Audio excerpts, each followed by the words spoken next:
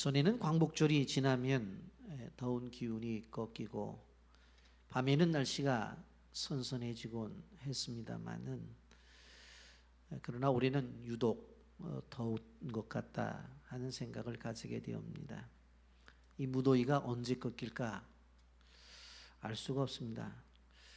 그럼에도 불구하고 학생들은 2학기 개학을 하였고 여름 휴가를 끝난 우리 직장인들은 일상으로 복귀를 하였습니다. 2023년도 후반기가 본격적으로 시작되었다는 이야기입니다. 오늘 우리는 이러한 시점 속에서 하나님이 우리에게 주신 기회의 소중성에 대해서 좀 생각을 해보면서 은혜를 나누고자 합니다. 하나님이 우리에게 주신 시간들은 다 축복의 시간들입니다. 이 시간들에 주어진 기회를 잘 잡는 것이 중요합니다. 여러분, 위기는 곧 기회다라는 말이 있습니다. 왜냐하면 이 위기라는 단어 자체가 위험과 기회 두 단어의 조합이기 때문에 그렇습니다.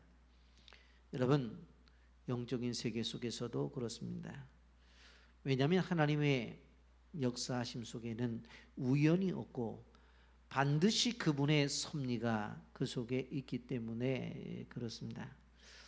전지전능하신 하나님은 실수가 없으신 분이시고 더 나아가 하나님의 통치 영역 속에서 보게 되어지면 하나님의 세밀한 손길이 있기 때문에 우리 인생의 삶 속에서 이루어지는 모든 일이 하나님의 주권 속에서 이루어졌다고 하는 것을 우리는 기억해야 되는 것입니다.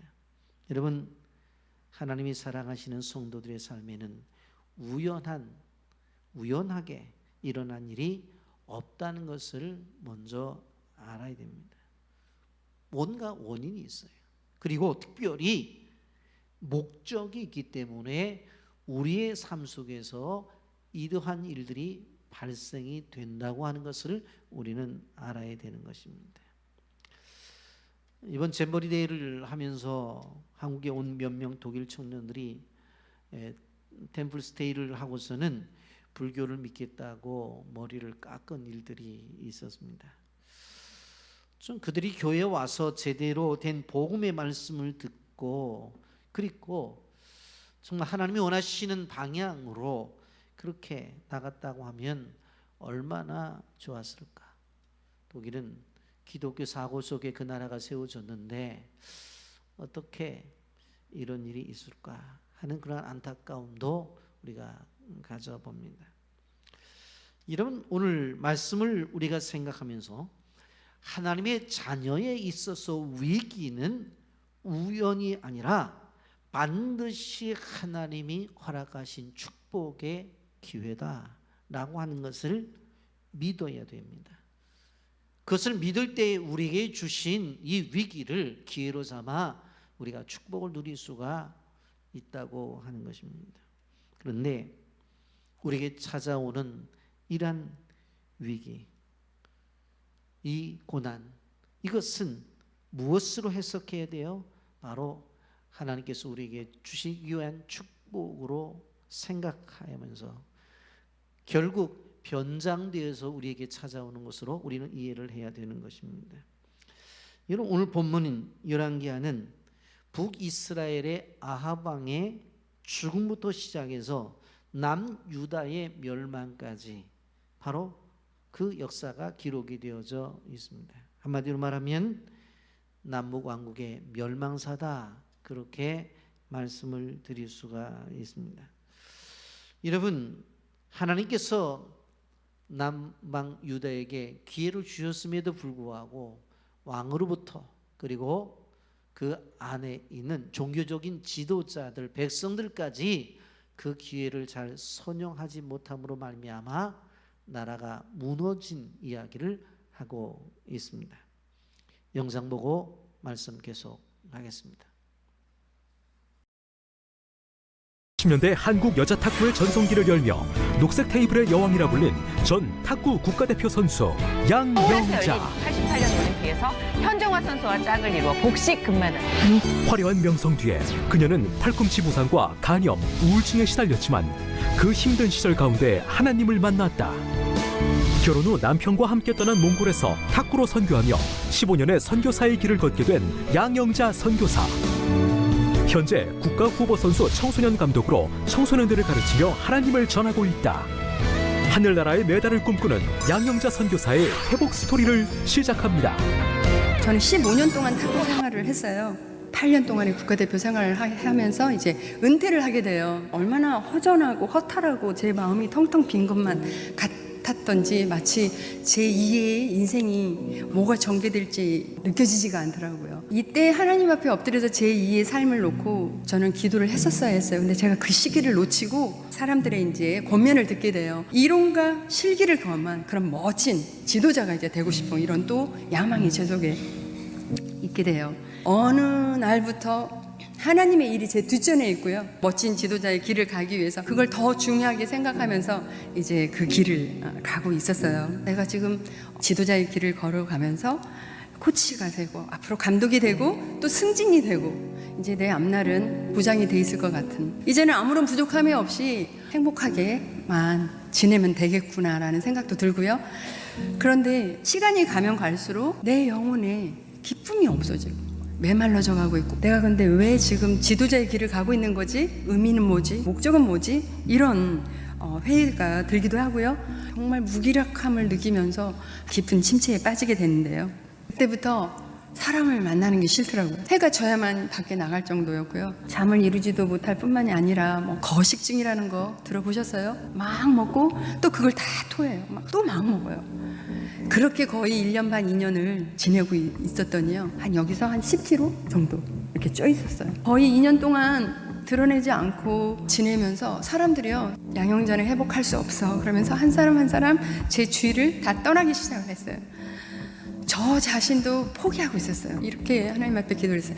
하나님, 제가 겪고 있는 이 조울증, 우울증 회복이 된다면 가난한 영혼, 지친 영혼을 주님께 인도하고픈 이런 삶을 살고 싶습니다라고 그렇게 고백을 드렸는데요. 시편 107편 20절에 그가 그의 말씀을 보내어 그들을 고치시고 위험한 지경에서 건지십니다. 하나님의 말씀의 광채가 저를 비추기 시작하니까는요, 저는 그 회복하기 어렵다고 하는 조울증에서 회복되어 가게 되었어요.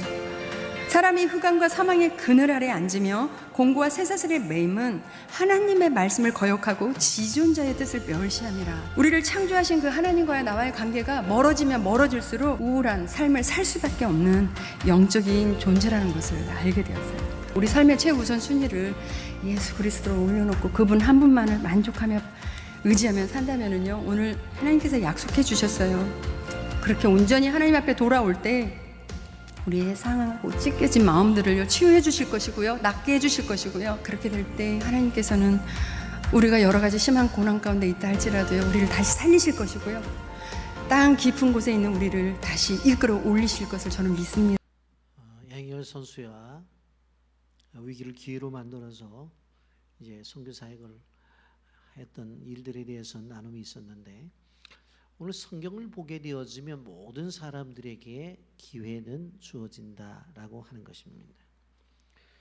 여러분, 열왕기 1장 1절 말씀에 보면 아합이 죽은 후에 모압이 이스라엘을 배반하였다라 그렇게 말씀합니다.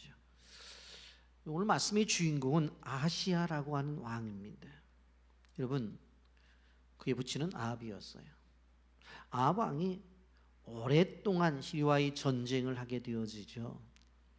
우리가 지난주에 생각을 해봤습니다만은 한 번은 남유다와 이제 하나가 되어서 연합으로 길르앗 아몰에서 본 전쟁을 벌이게 되어지는데, 여호사밧에게서 뭐라고 말해요? 당신 왕복을 입고 나가고 나는 변장을 하고 나가겠다.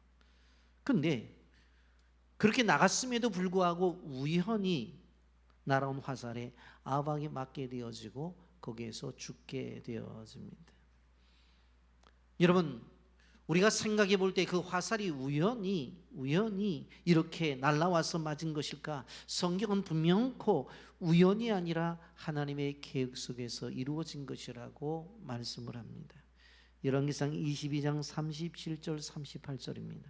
왕이 이미 죽음에 그의 시체를 메어 사마리아에 이르러 왕을 사마리아에 장사하니라. 그 병거를 사마리아 못에서 씻음에 개들이 그의 피를 핥았으니 여호와께서 하신 말씀과 같이 되었더라. 거기는 장기들이 목욕하는 곳이었더라.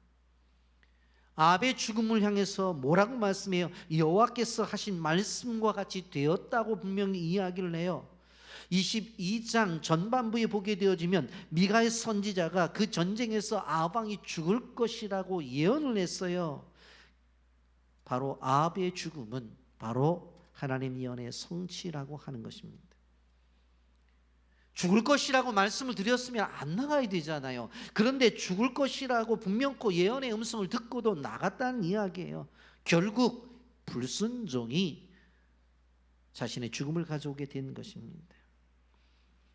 여러분, 아버지 아합이 죽자 그의 아들 아하시아가 뒤를 이어 왕이 되어집니다. 부친 아합 왕은 실질적으로 이스라엘 역사 속에서 이름을 떨치던 왕이었습니다. 아합은 시도랑 엣바알의 딸인 이세벨을 아내로 맞으면서 그녀가 가져온 바알신과 아세라 신을 그대로 받아들이고 더 나아가서 나중에는 자기도 섬기는 그러한 우상 숭배자가 되어져 버렸습니다. 그런데도 우리가 이해가 잘 안 되는 것은 주변 나라들과의 관계 속에서는 주변의 나라들을 점령해 나가고 그들에게 조공을 받는 그러한 나라로 세워나갔어요. 여러분, 우리는 세상적으로 잘 된다고 해서 그것이 하나님의 축복이 아닐 수 있다고 하는 것을 우리는 기억해야 되는 거예요. 오늘 우리가 살아가는 세상 속에서도 하나님 믿지 않는 사람들이 사업도 잘 되고 또 집안도 잘 되고 모든 것들이 잘 되는 것들을 우리는 볼 때가 있습니다. 그러나 그것이 완전한 성공이 아니라고 하는 것을 우리는 알아야 돼요. 여러분, 아합 왕이 죽었어요. 전쟁터에 죽었다는 이야기를 듣고 지금까지 조공을 바치면서 고분고분하던 모압 왕이 반역을 하는 거예요. 더 이상 조공을 바칠 수가 없다는 것입니다. 그런데 이것은 그 또 하나의 위기에 불과했어요. 어떤 일이 벌어집니까?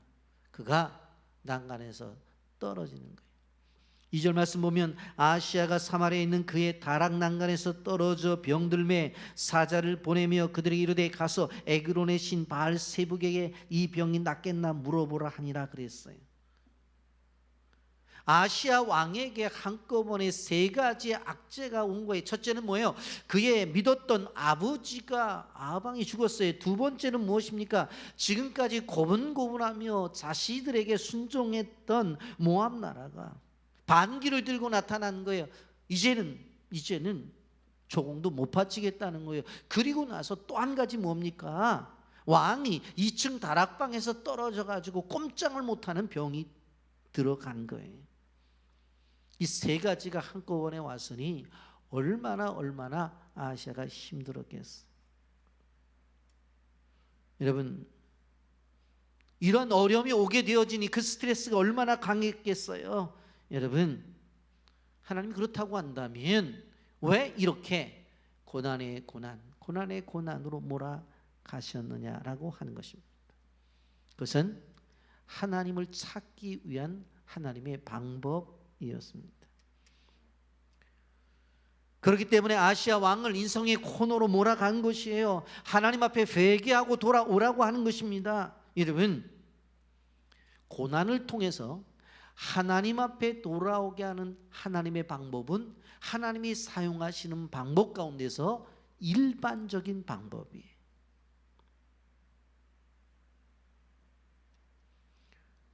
우리가 살아가면서 어떤 경우에는 재정의 고난이 찾아올 수 있어요. 어떤 경우에는 가정의 고난이 찾아올 수 있어요. 어떤 경우에는 건강의 고난이 찾아올 수 있어요. 어떤 경우에는 사람과의 관계 속에서 고난이 찾아올 수가 있다고요. 이러한 고난이 찾아왔을 때 이것을 해결하는 지름길은 무엇이느냐? 이리 뛰고 저리 뛰는 것보다 하나님 앞에 나와 굴복하는 거예요. 아시아 왕에게 위기가 찾아왔어요. 그러면 그것을 기회로 만들어야 되는 거예요. 하나님은 아무리 약한 자라도 회개할 수 있는 기회를 주시고 회복할 수 있는 기회를 주시는 거예요. 여러분, 우리가 예수 믿고 구원을 받았죠. 구원받은 자에게는 더구나 하나님 끊임없이 고난이라는 것을 통해서 기회를 주셔요. 그래서 우리 믿는 사람들은 위기가 찾아올 때 반대로 항상 나에게 기회가 왔구나 생각을 해야 돼. 아멘입니까? 크게 아멘 하세요. 아멘입니까? 기회 앞에는 머리카락이 있으나 뒤통수는 밋밋하다는 영국 격언이 있어요. 머리가 없는 분들에게 죄송합니다만은 기회 앞에는 머리카락이 있대요. 그러니까 머리카락이 있으니까 잡으면 되는 거예요. 그냥 잡으면 되는 거예요. 그런데 기회 뒤에는 뒤통수가 밋밋하대요. 머리가 없으신 분들은 아무리 머리카락 잡으려고 해도 잡혀 안 잡혀요? 안 잡히잖아요. 그러니까 기회는 뭐라고 그러는 거예요? 지나가 버리면 잡을 수가 없다. 그것을 이야기하는 거예요. 여러분, 지금 흐르는 물에는 물레방아를 돌릴 수 있지만 흘러간 물을 가지고는 물레방아를 돌릴 수가 없는 것입니다. 그렇기 때문에 우리에게 기회가 주어졌을 때 기회를 포착하는 것이 무엇보다 중요해요. 이런 복음서 누가복음 19장에 보면 문화의 비유가 나옵니다. 주인이 떠나면서 종들에게 한 문화씩을 다 나누어 줬어요. 여러분, 우리는 기억해야 돼요. 우리가 모든 사람들이 하나님께서 우리에게 공평하게 주신 것이 있어요. 오늘을 살아가면서 오늘이라는 날을 다 공평하게 주었잖아요. 그 생명을 주었기 때문에 오늘도 하나님 앞에 와서 예배를 드리는 거잖아요. 여러분, 누구에게 주어진 것이 뭐예요? 이런 시간. 돈이 많다고 해서 시간이 좀 더 긴 시간을 소유할 수 있고 돈이 없으면 짧은 시간 갖고 살아가는 것이 아니라 모든 사람들에게 동일하게 주어진 것이. 여러분, 하나님께서 우리에게 주시는 세상 속에 살아가는 방법은 무엇인가 하면 이 세상을 살아가면서 하나님이 주신 기회를 잘 활용하자는 것입니다. 더 이상 어둠에 속하지 말아라. 빛에 속해 살라고 하는 것입니다. 기회가 주어지면 어둠에 나와서 빛으로 들어가야 돼요. 기회가 주어지면 예수 그리스도로 옷 입고 어둠 것을 벗어버려야 돼요. 주님께 가까이 갈 수 있는 기회가 주어질 때 우리는 주님께 가까이 가야 돼요. 그렇기 때문에 또 한 가지 여기에서 보게 되어지면 절대적으로 우리에게 기회가 주어질 때 기회를 놓치지 말자라고 하는 것입니다. 여러분, 아시아 왕은 안타깝게도 이런 상황이 되어질 때에 회개하지 않아요. 이런 회개한다는 것이 어떤 것입니까? 회개한다는 것은 하나님께 돌아간다는 것입니다. 회개한다는 것은 하나님을 찾는다는 거예요. 회개한다는 것이 무엇입니까? 하나님 앞에 항복을 한다는 거예요. 그래서 회개한다고 하는 것은 그냥 하나님 앞에 나오는 거예요. 그런데 보세요. 아시아 왕이 어떻게 되어져요? 2절 하반절에 보면 그들에게 이르되 가서 에그론의 신 바알세붑에게 이 병이 낫겠나 물어보라 하니라 그랬어요. 자기가 병들었을 때 누구에게 찾아가요? 바알세붑에게 찾아간다고 그랬어요. 바알세붑이란 뜻은 파리들의 주, 파리들의 왕이라는 거예요. 쉽게 말하면 파리신, 날파리를 찾아가라는 이야기입니다. 여러분, 그래서 사신을 보내는 거예요. 자신의 미래에 대해서 날파리의 신에게 물어본다는 것이 말이 되는 거냐고요. 원래 아합 집안은 실질적으로 이세벨을 통해서 들어왔던 바알과 아세라 그 외의 신들을 섬겼기 때문에 그런 것이 습관화가 되었던 것이 분명합니다만은, 그런데 어떻게 이러한 상황 속에서 우상을 찾아가느냐라고 하는 것입니다. 여러분, 위기 순간에 하나님을 찾는 사람들이 소망이 있습니다. 어려움을 당했을 때 하나님을 더 이상 찾지 않는 사람들은 희망이 없어요. 여러분, 우리가 신앙생활이 게을리했다 할지라도 끊임없이 누구를 찾아야 돼요? 하나님을 찾아야 된다.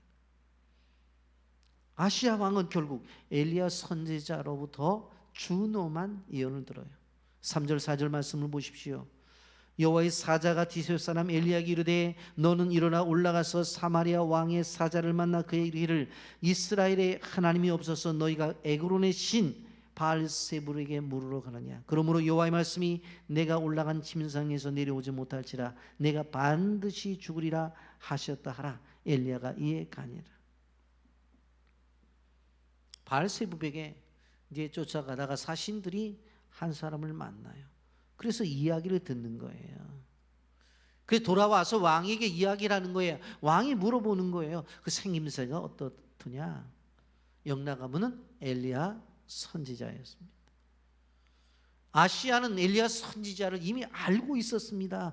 그런데 어떻게요? 이 어려움이 찾아왔을 때 하나님을 찾거나 선지자를 찾지 않고 바알세불을 찾았다고 하는 것이 문제라고 하는 거예요. 여러분, 더 이상 방법이 없잖아요. 믿었던 아버지가 죽었어요. 주변의 나라들이 어떻게 반란을 일으키고 있어요. 자신은 사울을 당해서 낙상으로 인해서 병들어 있단 말입니다. 그렇다고 한다면 이렇게 세 가지가 자신의 고난으로 찾아왔다고 한다면 누구를 찾아야 돼요? 하나님을 찾아야 되는데 그러지 않잖아요. 이런 기도라는 것을 우리가 무엇을 해달라고 그렇게 요구하는 것, 그것이 기도입니다마는 실질적으로 그냥 하나님을 찾는 것도 기도예요. 하나님 앞에 돌아가는 것도 기도예요. 하나님 앞에 자신의 상황 속에서 항복을 하는 것도 기도라고 하는 거예요. 여러분, 우리의 신앙이 좀 나태하게 되어질 때에 하나님이 하시는 방법이 뭔 줄 아세요? 기도의 제목을 주신다는 거예요. 나로 하여금 하나님을 찾지 아니하면 안 될 그런 상황으로 만들어 가신다는 거예요. 왜 그래요? 이런 고난 속에서 하나님 앞에 기도하게 되어지면 좀 더 하나님 앞에 가까이 가는 존재가 되어지기 때문에 끊임없이 하나님 앞에 나가지 않는 존재들을 향해서 하나님은 나오도록 만드는 거예요. 그것이 고난이에요. 그것이 아픔이고.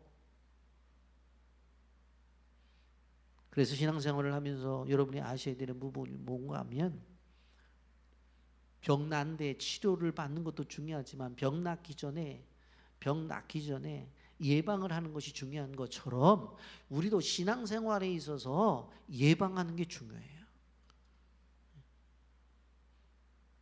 이리 터지고 저리 터져서 하나님 앞에 나와서 나 이제 왔으니 내 집을 찾아 그렇게 하기 전에 어떻게 해야 돼요? 미리 예방을 해야 돼요. 예방. 아멘.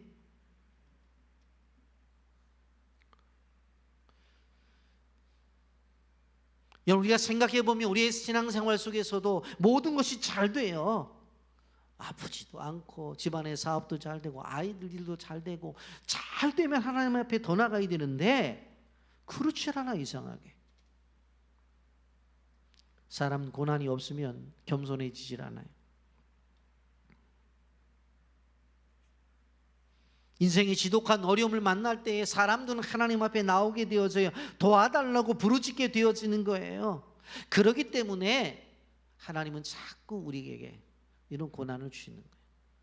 그래서 그러기 전에 나가잖아요. 그러기 전에. 여러분, 하나님 앞에 나오게 하는 하나님의 방법, 그 방법이 뭐라고요? 그것을 고난이라고 말하는 거예요. 그걸 위기라고 말하는 거예요. 하나님께서 아합을 전쟁터에 내보내 죽게 했단 말이에요. 그런데 그 죽음 속에서 보세요. 그의 아들 아시아가 볼 때는 아버지가 거짓말을 하고 잘못된 행동을 하잖아요. 왕인데 자기는 병사들의 옷을 입고 가겠대. 그리고 여호사밧을 향해서는 왕의 복을 입고 나가라는 거예요. 누가 봐도 이것은 뭐예요? 여호사밧을 죽게 하고 자기는 살겠다는 생각을 갖는 거잖아요. 그걸 봤잖아요. 모압의 배신을 통해서도 어려움을 지금 겪고 있고 2층에서 떨어졌어요. 근데 온몸이 만신창이가 됐어요. 치료를 해도 치료가 되질 않아. 왕이 약이 없겠어요? 왕이 의사가 없겠냐고. 암만 치료를 해도 안 된다고. 그러면 이제 어떻게 되어져야 돼요? 깨달아야 되잖아요. 그리고 하나님 앞에 잘못했다고 해야 되잖아요. 그러니까 하나님께서 16절에 엘리야를 통해서 말씀하시잖아요. 말하되 여호와의 말씀이 내가 사자를 보내 에그론의 신 바알세부백에 물으려 하니 이스라엘에 그의 말을 물을 만한 하나님이 안 계시냐? 그러므로 내가 그의 올라간 침상에서 내려오지 못할지라 내가 반드시 죽으리라 하셨다 아니라. 야, 네가 어려움을 당하게 되어질 때 물을 하나님이 계시잖아. 그런데 왜 그 하나님에게 묻지를 않고 날파리한테 가서 묻겠다고 말을 해? 그 말 돼? 그래서 죽겠다고 그렇게 하나님 말씀하시는. 그러면 그때만이라도 무릎 꿇고 회개해야 되잖아요. 잘못됐다고 자백해야 되잖아요. 그런데 마지막 그 순간마저도 하나님이 주신 기회마저도 저버리고 말았어요. 여러분, 아하시야가 왜 죽었어요? 병나서 죽었나요? 약이 없어서 죽었어요? 치료해 줄 의사가 없어서 죽었어요? 성경은 분명히 뭐라고 말해요? 왜 죽었어요? 회개하지 않아서 죽은 거예요. 하나님 앞에 나오지 않아서 죽은 거예요. 병 때문에 죽은 게 아니라고요. 여러분, 살고 싶으세요? 그 하나님 앞에 나오시라. 정말 살고 싶으세요? 하나님 앞에 엎드리시라. 그게 우리의 사는 길이. 여러분, 17절 말씀 보면 왕이 엘리야가 전한 여호와의 말씀대로 죽고 말씀대로 죽었어요. 그가 아들이 없으므로 여호람이 그를 대신하여 왕이 되니 유다 왕 여호사밧의 아들 여호람 둘째 해였더라. 여러분, 그렇기 때문에 우리가 살기 위해서는 어떻게 되어져요? 기회가 주어졌을 때, 그 기회가 언제입니까? 바로 지금. 그 기회가 언제입니까? 바로 오늘. 회개하는 것이 하나님의 축복이고 은혜고 우리가 살 길이라는 사실을 기억하시기를 바랍니다. 아멘. 그러면 기회가 오면 꼭 붙잡으라고 하는 거예요. 여러분, 우리는 그런 생각을 해요. 뭐 회개하지 않으면 그것이 큰 죄인가? 오늘날 죄 짓는 사람이 한두 사람인가? 우리가 기도를 안 한다고 해서 그게 뭐 큰 잘못인가? 그런 생각을 해요. 여러분, 하나님이 요구하시는데 그 요구에 순종하지 않으면 죄예요. 하나님 앞에 나오라고 고난을 주었는데 나오지 않으면 그게 잘못이라고 하는 거예요. 엘리야로부터 선언을 듣잖아요. 그러니까 아하시야 왕이 무슨 생각을 해요? 엘리야를 만나서 해결을 해야 되겠다 생각을 해가지고 50부장을 불러가지고 뭐라고 말하냐면 너희 부하 50명을 데리고 엘리야에게 가라는 거예요. 그리고 엘리야를 데리고 오라는 거예요.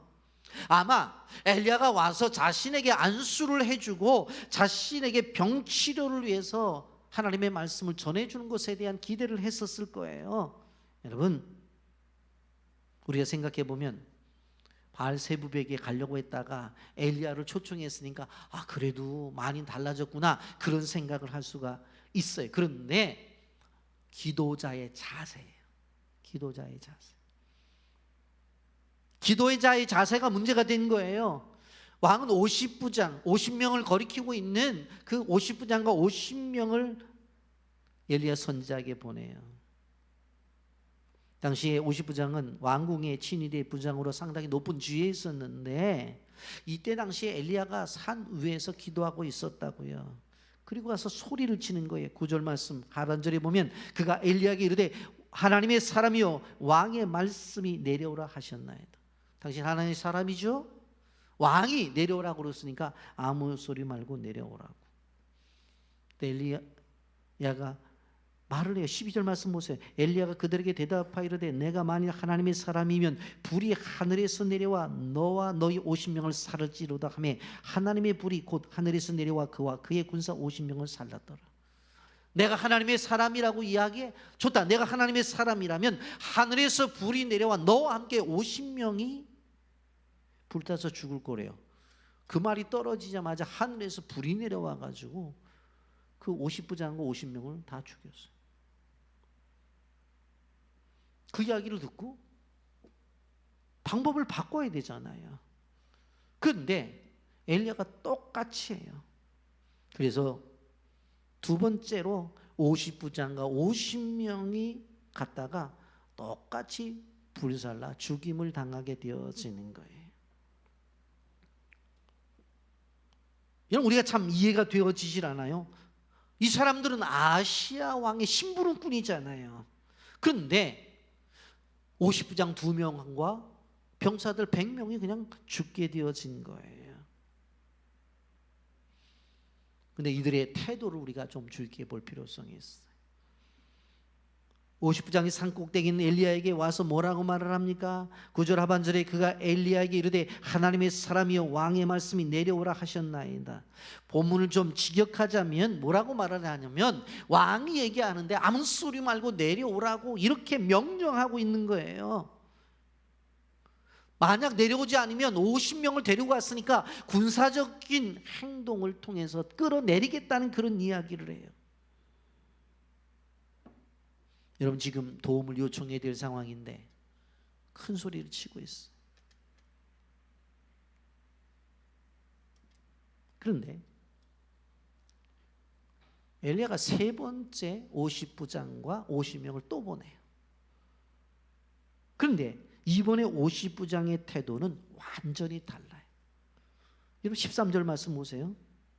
왕이 세 번째 50부장과 그의 군사 50명을 보낸지라 셋째 50부장이 올라가서 엘리야 앞에 이르러 그의 무릎을 꿇어 엎드려 간구하 이르되 하나님의 사람이여 원하건대 나의 생명과 당신의 종인 이 50명의 생명을 당신은 귀히 보소서. 똑같아요. 50부장 세 번째로는 그리고 50명씩 가는 거예요. 근데 앞에 태도하고 다른 것은 13절을 보면 왕이 세 번째 50부장과 그의 군사 50명을 보낸지라 왕이 보내서 보냈다고요. 셋째 50부장이 올라가서 엘리야 앞에 이르러 그의 무릎을 꿇어 엎드려 간구하여 이르되 무릎을 꿇었어요.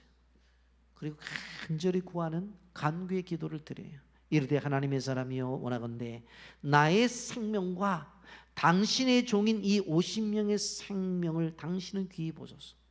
나의 생명과 내 뒤에 있는 50명의 생명은 바로 당신의 종들입니다. 당신의 종들입니다. 저 생명을 귀하게 봐달라고. 납작 엎드려서 절박한 애원을 하고 있습니다. 이 50부장이 주어진 기회를 붙잡을 줄 아는 지혜로운 장교였습니다. 여러분, 두 번 이야기를 듣고 나서 이 생명이 엘리야에게 있다는 것을 그는 알았어요. 잘못하다가는 자신과 함께 이 부하들도 다 죽을 거라는 생각을 한 거예요. 왕이 명령을 하니까 가긴 가지만 잘못하다가는 죽겠다. 그래서 이 50부장은 생명을 걸어놓고 선지자 앞에 기도로서 살려달라고 애원을 하는 거예요. 그러면서 나와 내 뒤에 있는 이 사람들은 다른 사람이 아니라 당신의 종입니다. 당신의 종입니다. 이번에는 하늘에서 불이 내려오질 않아요. 그리고 하나님의 음성이 들려요. 15절 상반절에 보면 여호와의 사자가 엘리야에게 이르되 너는 그를 두려워하지 말고 함께 내려가라 하시니라. 함께 내려가라는 거예요. 겸손하게 무릎을 꿇고 엎드려 애원하며 요청할 때에 50부장과 부하 50명의 생명을 구원받은 것을 우리는 알 수가 있습니다. 그리고는 엘리야 선지자는 이 50부장을 따라서 왕에게 가는 거예요.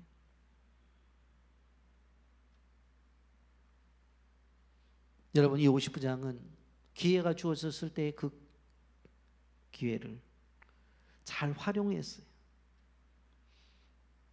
여러분, 이 13절에 있는 이 50부장의 모습을 우리는 볼 필요성이 있어요. 이 사람은 50명의 병사들이 그 사람의 손에 달려져 있었습니다. 여러분, 우리가 기도를 드릴 때 그것은 나만의 기도가 아니라 나와 딸린 여러의 식구들이 있다는 것을 우리는 기억해야 돼요. 가정에는 가정의 식구들이 달려져 있고 회사를 운영하는 CEO는 직원들이 다 연결되어져 있는 거예요. 목회자에게는 성도들 한 사람 한 사람이 연결되어져 있는 거예요. 세상에 살아가다 보게 되어지면 혼자가 없어요. 다 연결되어져 있지. 근데 50부장 한 사람이 잘못함으로 말미암아 부하 50명이 죽고, 그걸 들었음에도 불구하고 두 번째로 간 사람 또 하나 자신의 잘못을 통해서 또 50명이 죽잖아요. 그런데 세 번째 찾아간 이 50부장은 하나님 앞에 납작 엎드려서, 이 내 종들이 아니라 당신의 종입니다, 겸손할 때 자기도 살고 50명이 살잖아요. 여러분, 첫째 어려움이 생겼을 때 하나님 앞에 기도하고 회개해야 돼요. 기도할 때 겸손히 엎드려서 겸손하게 기도해야 된다는 사실을 기억해야 됩니다. 기도 속에 나의 삶과 죽음이 있다는 사실을 알아야 돼요. 단순히 기도하고 마는 게 아니에요. 아마 아하시아 왕이 이것을 생각할 때 천추의 한이 됐을 거예요. 아우, 나도 그렇게 기도할 걸. 열왕기상 22장 51절부터 53절에 보면 아하시아 왕의 일생이 소개되어져 있어요. 유다의 여호사밧 왕 제17년에 아합의 아들 아하시아가 사마리아에서 이스라엘의 왕이 되어 2년 동안 이스라엘을 다스리니라. 그가 여호와 앞에서 악을 행하여 그의 아버지의 길과 그 어머니의 길과 이스라엘에게 범죄한 느바세 아들 여로보암의 길로 행하며 바알을 섬겨 그에게 예배하여 이스라엘의 하나님 여호와를 노하게 하시기를 그의 아버지의 온갖 행위가 대하였더라. 결국 난간에서 떨어져 죽었어. 치료가 안 되니까. 여러분, 우리는 기억해야 됩니다. 위기를 기회로 만드는 사람들이 되어져야 돼. 많은 사람들이 위기라고 말을 하지만 그 위기 속에서 기회라는 생각을 가지고 나가야 된다는 거예요. 여러분, 오늘 우리가 살아가면서 이 시대가 위기라고 다 말을 하잖아요. 근데 우리는 어떻게 생각해야 돼요? 지금이 기회다. 위기의 자리가 아니라 우리는 기회의 자리에서 사명을 감당하는 사명자로 부름을 받았다는 사실을 우리는 기억해야 돼. 그것이 여러분이 직장이든 사업의 현장이든 어떤 현장이든지 간에 위기다. 아, 나는 기회를 얻었다. 위기의 현장이라고? 아니, 기회의 현장이에요. 기도하는 사람은 항상 이런 생각을 갖고 나가는 것입니다. 말씀 정리합니다. 모든 길은 로마에 통하였다고 말하는 것처럼 모든 인생을 하나님을 통해서 모든 것들이 이루어지는 것입니다. 하나님을 찾으면 치유가 있고 하나님을 찾으면 회복이 있어요. 하나님께 돌아오면 길이 있다고요. 아무리 어려움과 시련과 고통과 역경이 있더라도 하나님 앞에 나오면 하나님께서 그 길을 열어주십니다. 위기는 기도하라는 신호입니다. 위기는 하나님께서 우리에게 강력히 자신을 찾아오라는 사인이에요. 위기는 하나님께서 우리에게 만나자고 하는 그러한 요구예요. 여러분, 이제 우리 학생들은 가을 학기에 들어가고 우리는 2023년도 후반기에 이제 사역을 출발하면서 우리는 더욱 하나님을 찾고 하나님 앞에 기도하기를 원하는 겁니다. 하나님만이 우리 교회 문제, 하나님만이 우리의 가정의 어려움, 일터의 모든 일들을 속 시원하게 해결해 주실 수 있는 분이십니다. 이제 9월 1일부터 베푸신 은혜 속에서라는 주제로 52자 40일 특별 새벽 기도회가 시작됩니다. 저는 이 시대를 생각해 볼 때 뭐예요? 기도밖에 없어요. 다른 게 없어요. 개인적으로 알아서 기도하면 얼마나 좋겠어요? 잘 안 해요. 그래서 교회가 시간을 정해놓고 그래서 함께 기도하기를 원하는 것입니다. 여러분, 하나님 없이 잘 되는 사람이 있습니까? 잘 되는 게 아니에요. 망하는 길로 가는 것이지. 그렇기 때문에 우리는 하나님을 더 갈망하고 하나님을 찾고 하나님을 소망하고 아무리 위기라 할지라도 그것을 기회로 만들어서 하나님 앞에 영광을 돌리는 사람이 되어야 되겠다는 생각을 가지면서 여러분에게 주신 위기를 축복의 기회로 만들어 하나님 앞에 영광을 돌리기를 예수님의 이름으로 축복합니다. 아멘.